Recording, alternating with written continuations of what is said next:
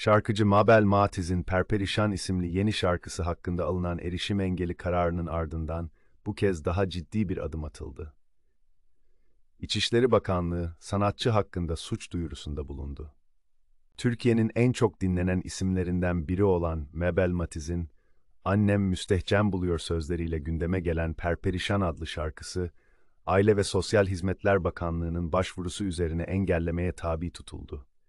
Yapılan açıklamada, 5651 sayılı kanunun 8. madde A bendi uyarınca şarkının YouTube, Spotify ve Apple Music gibi dijital platformlarda erişime kapatıldığı bildirildi. Ancak parça henüz Türkiye'den tamamen kaldırılmadı. Sanatçı gelen tepkiler üzerine uzun bir açıklama yaparak yaşananlara yanıt verdi. Matiz, yazdığı sözlerin kasıtlı ve art niyetli biçimde bambaşka yerlere çekildiğini vurguladı. Yüzü aşkın eser kaleme aldığını hatırlatan şarkıcı, ilk kez Perperişan şarkısı özelinde netlik sağlama gereği hissettiğini dile getirdi.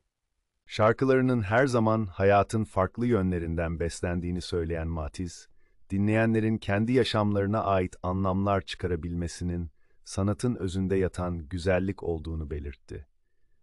Perperişan'ın halk edebiyatı geleneğinden esinlenerek metaforlarla bir aşk hikayesini anlattığını ifade eden sanatçı, muzip bir üslup kullandığını ve bunun dinleyicileri tarafından bilinen bir tarz olduğunu aktardı.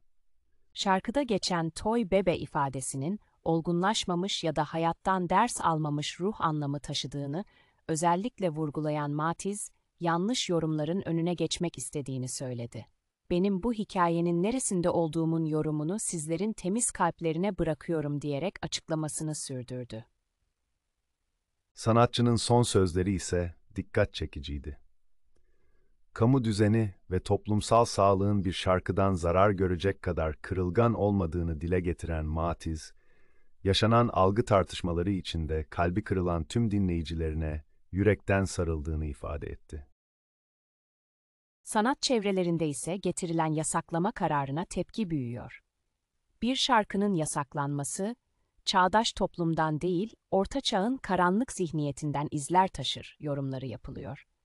Eleştirilerde sanatın özgürlükle var olduğu, yasakların ise hem sanatçıyı hem de toplumu kısırlaştırdığı vurgulanıyor. Kanala abone ol, videoları beğenmeyi unutma.